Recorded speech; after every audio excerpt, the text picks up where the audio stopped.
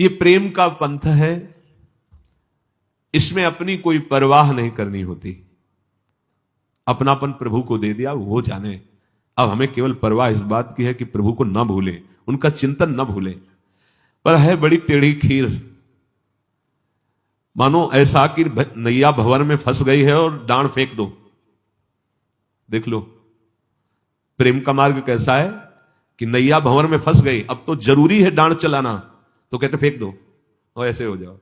है हिम्मत, फेंक के देख लो। तो बोले भंवर में नैया फंसी तो डूब नहीं जाएगी? बोले भंवर ही गायब हो जाएगी, भंवर ही गायब हो जाएगी, फेंक के तो डांड देखे कोई। और आखिरी में जो भी महान भक्त हुए हैं स्थिति यही आई है। पर बहुत इसीलिए कहा टेढ़ी खीर है। द्रौपदी जी कोई साधारण नहीं, अग्नि से पैदा हुई हैं और श्री कृष्ण की प्रिय हैं, लेकिन पांडवों का भरोसा, भीष्मादि का भरोसा, फिर अपनी भुजाओं का भरोसा, फिर दांत का भरोसा। अब जब देखा कुछ तो ऐसे, यह है डांड फेंक देना। संभल गया उसी समय, सब कुछ संभल गया। गजेंद्र पूरा हाथी हाथनियां लगकर सहयोग कर रहे हैं, अपना बल उनका बल, जब सब खत्म, हरि, पूरा हरि नाम उच्चारण भी नहीं हो पाया था, हरि बचा लिए थे। इस मार्ग में चलने वाले को भावर में फंसी हुई नैया को डांड को ही फेंक दो, ये लो डुबो, अब डुबो आप। ये ऐसा मार्ग है ये? कहीं ऐसा नहीं है, कूद गए, अब देख लो अग्नि भी शीतल हो जाएगी। प्रहलाद जी का रोम भी भस्म नहीं हुआ, एकदम आनंद। एक बार तो विश्वंभर भगवान को विश्वास करके अपने जीवन को अर्पित कर दो। ये ककरीली पथरीली दिखाई देती है मार्ग की भूमि, पर बहुत सुहावनी और मंगलमयी होती है। पर इसमें कदम कोई हिम्मत वाला रख सकता है। बहुत ऐसा लगता है कि बहुत कठिन मार्ग है, बहुत सुहावना है। उसको जो चल पड़ा इस मार्ग पे, दूर से देखने वाला नहीं चल पाएगा। प्रेम पंथ ये ऐसा है कि दूर से देख के नहीं चला जाता। इसमें जब दूर से देखोगे तो इसमें बहुत जलन, बहुत अशांति, बहुत ऐसा लगेगा। और जब आप इस पे चलोगे तो बहुत सुहावनी डगर है, क्योंकि बहुत प्यारा प्रीतम साथ में रहता है। जिसे एक बूंद भी प्रेम प्राप्त हुआ वो धन्य हो गया, मस्त हो गया। उसकी मतवाली स्थिति जो होती है उसकी बराबरी कौन कर सकता है? संसार का बड़े से बड़ा बादशाह भी उसकी बराबरी नहीं कर सकता जो श्री कृष्ण प्रेम का प्याला पिए हुए है। त्रिलोकी का राज्य उसके लिए तिनके के समान होता है। हे शब्दों को देखो, हम प्रभु के इस दासत्व के मार्ग के पथिक हैं, जहां बड़े से बड़े शहंशाह का वैभव भी उसके लिए बमन के समान है, त्रिभुवन का राज्य वैभव भी तिनके के समान है। उस मार्ग के पथिक हैं। कोई चिंता, कोई शोक ऐसे श्री कृष्ण दास के पास फटक भी नहीं पाते हैं, नहीं फटक पाते हैं। सदा वो मस्त रहता है, आनंद की उन्मत्तता हृदय में रहती है। वो आनंद सिंधु के साथ खेलता है, प्रभु के साथ खेलता है। बाहरी शब्दों में आप उसे पागल भी कह सकते हैं। नारायण स्वामी कुसुम सरोवर से भागते ऐसे गिरिराज तक आते, फिर यहां से लौट के भागते ऐसे, बीच बीच में प्रलाप करने लगते हैं। किसी प्रेमी ने पूछा कि स्वामी जी आप ये, तो बताया हमारा उसका खेल चल रहा है। अपने प्रेमियों के साथ वो खेलते, बाहर से देखने में लगता है बावरे, कैसे बावरे हैं, दौड़ रहे हैं, प्रलाप कर रहे हैं, नाराज हो रहे हैं, सामने कुछ दिखाई नहीं दे रहा तो पागल तो लगते ही हैं, लेकिन उनके सामने उनके आराध्य देव होते हैं। बड़े भाग्यशाली जन होते हैं जो ऐसे संतों का सानिध्य प्राप्त कर पाए। ऐसे जो महान भागवतिक पुरुष होते, इन्हीं के दर्शन और संभाषण स्पर्श से प्रेम जागृत होता है। प्रेम के लिए कोई और साधन मार्ग नहीं है। रे मन रसकन संग बिन रंचन उपजय प्रेम। प्रेम की बराबरी कोई नहीं कर सकता, चाहे वो ब्रह्म सुख, मोक्ष सुख, जीवन मुक्त अवस्था कोई भी हो,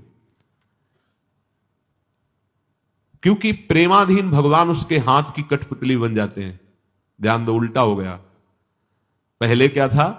उमादार जोशित की नाई सब ही नचावत राम गोसाई। अब उल्टा क्या हो गया? प्रेम के हाथ बिक जाने वाले प्रभु उस भक्त के हाथ की कठपुतली है। जहां चाहे जैसे चाहे वहां प्रभु को प्रकाशित कर दे, जहां चाहे घोर पापात्मा सामने है, अगर उसका भाव बन जाए तो प्रभु को वहां हृदय में प्रकाशित होना पड़ेगा, क्योंकि भगवान उसके हाथ की कठपुतली है। पर उसका हृदय ही नहीं रह जाता है, हृदय ही प्रभु बन जाते हैं, इसलिए उसका कोई संकल्प ही नहीं होता है।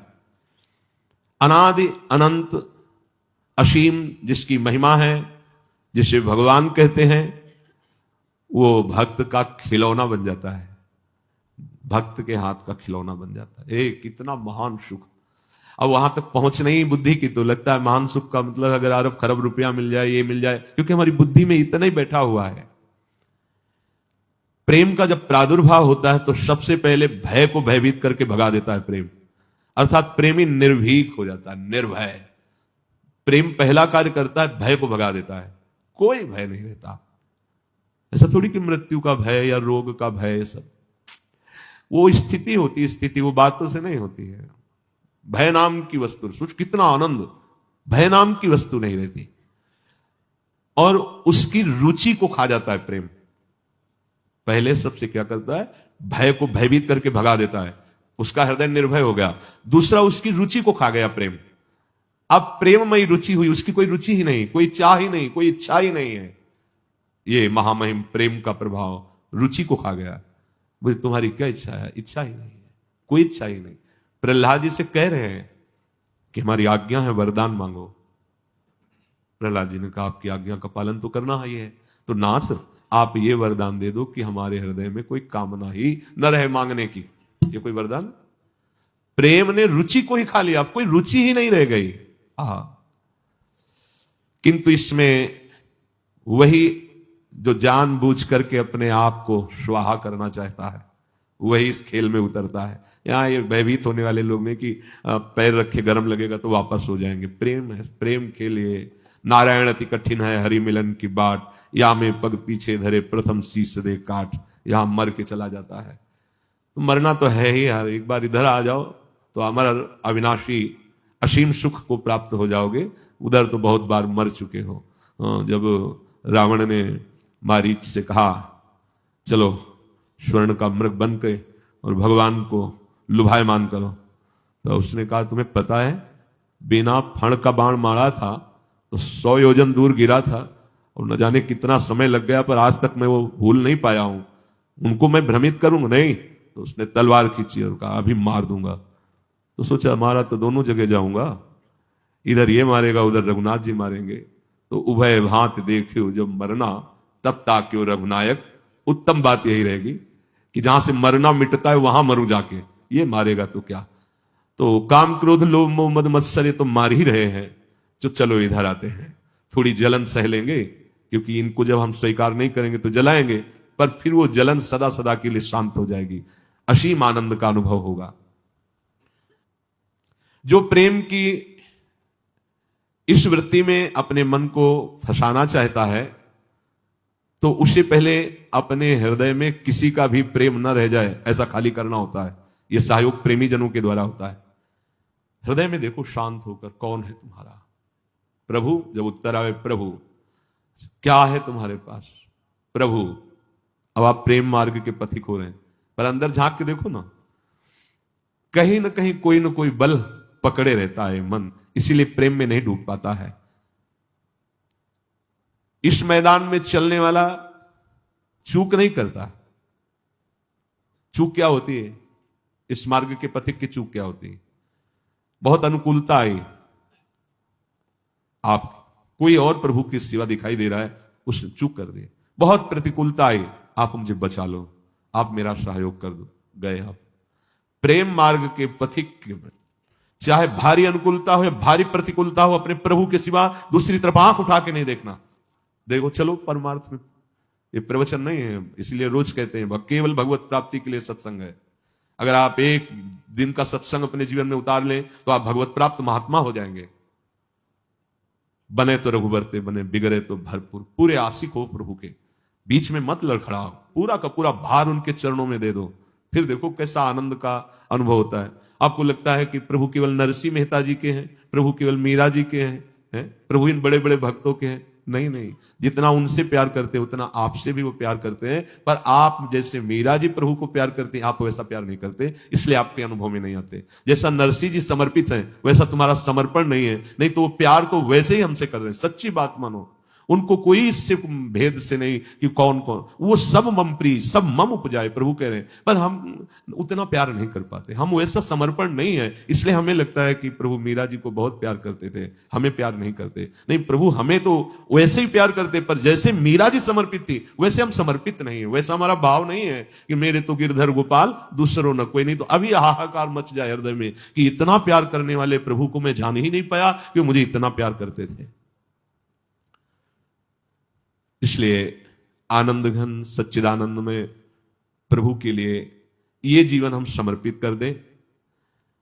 इस जीवन में हमारे अब दिखावा नहीं होना चाहिए, नाटक नहीं होना चाहिए। प्रेमी कुछ भी बचा के नहीं रखना चाहता, अगर बचा के रखता है तो प्रेमी नहीं है। देखो, प्रीति पतंग करी दीपक सो आपे प्राण दह्यो। वो देख रहा है कि जो आगे पतंगा गया था उसके पंख जल गए, वो तड़प रहा है, पर वो दीपक के लौ से प्यार करता है, वो अपने शरीर को भस्म कर देता है जाके। ये प्रेम है, यहां कोई शिकवा शिकायत नहीं है। अलिशुत प्रीति करी जलसुत सो संपत्ति हाथ गयो। भौरे में इतनी ताकत है कि कोरे काठ में भी छेद कर दे। वो प्यार करता है कमल से, उसके अंदर जाता है तो भूल जाता है अपनी सामर्थ्य को और अंदर पैक हो जाता। कोमल पंखुड़ी को छेद नहीं पाता, प्रेमी है ना, और सामर्थ्य इतनी है कि कोरे काठ में छेद कर दे। भाव क्या कि जिस प्रीतम की शरण में हम हुए हैं, हम संपूर्णतया उसके अधीन हैं। किसी भी बल का अपने भान न रह जाए और प्रयोग करने की इच्छा न रह जाए। उसके अंदर बल है, एक सेकंड में कमल की पंखुड़ी को छेद कर बाहर निकल सकता है। जब काठ में छेद कर देता है भौरा, तो कमल क्या चीज है, पर कमल से प्यार करता है। अपना अस्तित्व समर्पित करना प्रेमी का। हमारा कोई बल नहीं, मेरे बल श्री वृंदावन रानी। सारंग प्रीति करी जो नाद सो सन्मुख बाण सहयो। शिकारी वीणा का वादन करता है, हिरन नजदीक आता है क्योंकि उसे वीणा ध्वनि बहुत प्रिय है। वो बाण संधान करके मार देता है, वो मर जाना पसंद करता है, पर वो वीणा ध्वनि सुन करके ये भयभीत नहीं होता, सामने बहलिया मारता है। ऐसे ही अब गुरु की वाणी रूपी ध्वनि सुनकर चल पड़े भगवत प्राप्ति के लिए, भगवत प्रेम के लिए। अब छाती में सीधे वार सहेंगे, पीठ में नहीं। अब पीठ घुमा के वापस नहीं जाएंगे। इसमें वार होता ही नहीं है, इसमें प्यार ही प्यार होता है, पर लगता है कि वार होता है। तो हिम्मत तो ऐसी ही करनी पड़ेगी। जिसने अपने हृदय को भगवान के चरणों में समर्पित करके निरंतर उनका नाम जप करना, गुणगान करना, उनके कुछ ना हो तो आपको अंतिम बात बता रहे हैं हृदय की। कुछ बातें ऐसी होती हैं जो केवल हृदय में, हमारे प्रभु एक बात को कभी नहीं टाल पाएंगे, मैं आपका हूं, जैसा भी हूं आपका हूं। इसी से आपकी वो आध्यात्मिक उन्नति होगी जो पढ़ लिख के उस साधना से भी नहीं होती। ऐसे हो जाओ, इसमें कोई पैसा नहीं लगता। कई बार कहा, सत्य वस्तु पैसे से खरीदी नहीं जा सकती। सत्य वस्तु का मोल तुम्हारे पास केवल श्वासें हैं, श्वासें, यही दे दो। हम जैसे हैं प्रभु आपके हैं, भगवत प्राप्ति इसी से हो जाएगी। ये हम बहुत हृदय की बात कह रहे हैं। बहुत माया का आकर्षण है, प्रतिपल चंचलता मन की है, इंद्रियां वश में नहीं है, सहयोग बाहरी है नहीं जो हमें भगवत प्राप्ति का सहयोग मिले। जिधर देखो भगवत विमुख करने वाला सहयोग है। तो हृदय से आप केवल हृदय से, हे श्यामा श्याम मैं आपकी शरण में हूं, हे श्यामा श्याम मैं जैसा हूं आपका हूं, इससे भगवत प्राप्ति हो जाएगी। अंतिम में कोई कितना भी बड़ा भजन आनंदी हो, आता यही है। अगर ये बात तुम्हारे अभी आ जाए तो बिगड़ी जन्म अनेक की अब ही सुधरे आज कोई राम, हे श्यामा श्याम मैं आपका हूं। हृदय में एक पता नहीं क्या हो रहा है, एक पीड़ा सी हो रही है, एक अद्भुत आनंद की ऐठन सी हो रही है हरि के स्मरण में। ऐसी स्थिति में सामने होते हरि, उनका जो महामाधुर्य स्वरूप है, आनंद समुद्र, जो मुनिमन ध्यान धरत नहीं पावत, वो स्वरूप, वो सौंदर्य सामने उनके होता है। देखी अटपटी चाह भीजन दान है। जहां ज्ञान मार्ग की शास्त्र वृत्तियों में पाया गया, न जागृत है, न स्वप्न है, न सुषुप्ति है, एक तुरीय अवस्था है, एक उन्मनी अवस्था है। तो प्रेमियों की बड़ी दिव्य अवस्था होती है।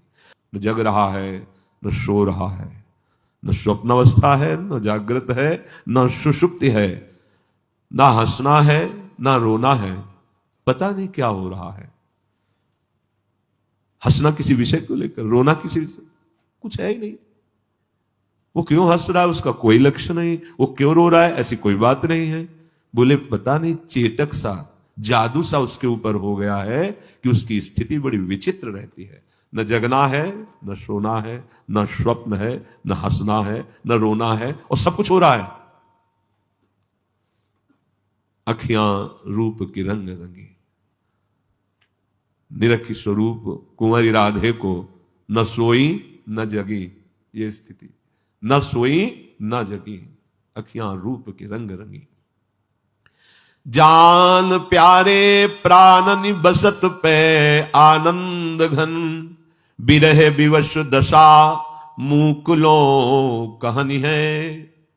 प्राण प्यारे आनंद घन यही प्रकाशित हो गए तो ये दशा आ गई कि न हंस रहा है, न बोल रहा है, न जग रहा है, न सो रहा है, अर्थात सब कुछ हो रहा है पर कुछ नहीं हो रहा उससे। जैसे ज्ञान की विशिष्ट भूमिका में पहुंचा हुआ महापुरुष खाता पीता हंसता चलता सब कुछ करता हुआ कुछ नहीं करता है, कुछ नहीं करता और सब कुछ हो रहा है। ऐसे ही प्रेम की उत्तम भूमिका में आनंद घन प्रभु के हृदय में बैठे, कभी हंस रहा है, कभी रो रहा है, कभी आपको जगता दिखाई दे रहा है, कभी सोता, पर न वो जगता है, न सोता है, न हंसता है, न स्वप्न में होता है।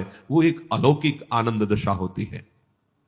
जीवन मरण, बहुत ऊंची बात है, जीवन मरण, मरण जीव मीच बिना बन्यो आए, हाय कौन विधि रची नेही की रहन है। जिसको जीवन कहते हैं वो तो मर चुका है। ये जो जीवन है ना, खान पान हंसना खेलना देख, ये तो मर गया। कब मर गया? जब प्रेम मार्ग में कदम रखा जाता है ना, उसी में भस्म हो जाता है।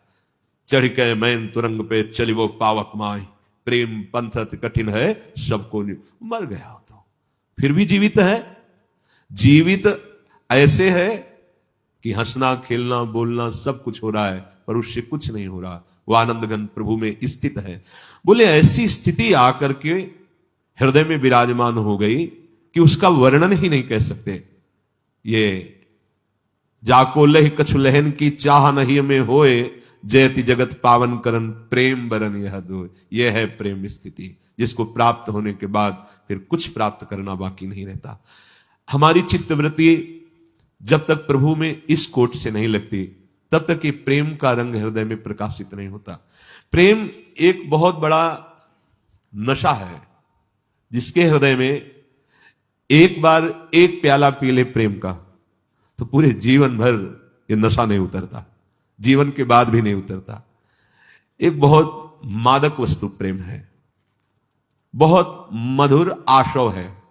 आशव जिससे लोग मदिरा पीते उन्मत्त हो जाते हैं, उनको पता भी नहीं चलता कि वो कहां पड़े हैं कहां खड़े हैं कैसे। ऐसे ही भागवत में वर्णन है कि उसके वस्त्र हैं कि नहीं है, उसको कोई शुद्ध नहीं रहती, ऐसी मादकता उसके अंदर भगवद आनंद की चढ़ती है। ये प्रेम एक आशव है, प्रेम आशव। ऐसी छकन होती है, ऐसी उन्मत्तता होती है। एक प्याला तो बहुत बड़ी बात है, एक बूंद भी आ जाए हृदय में दशा बदल जाए। जब महाप्रभु चैतन्य देव की गंभीरा दशा का तो हृदय फट जाए, दशा सुन के फट जाए। महाप्रभु चैतन्य देव के यहां रक्त स्राव होता, ऐसे दीवाल में ऐसे नाक रगड़ते ऐसे ऐसे। जब गोविंद आदि जो निजंग सेवी वो सावधान होकर प्रभु क्या आप कर रहे हैं, ये क्या, खून से लथपथ। तब कहते बाहर श्री कृष्ण खड़े हैं, वो बुला रहे हैं, मैं दरवाजा बना रहा हूं। ऐसे श्री कृष्ण प्रेम का मूर्तिमान स्वरूप महाप्रभु चैतन्य देव।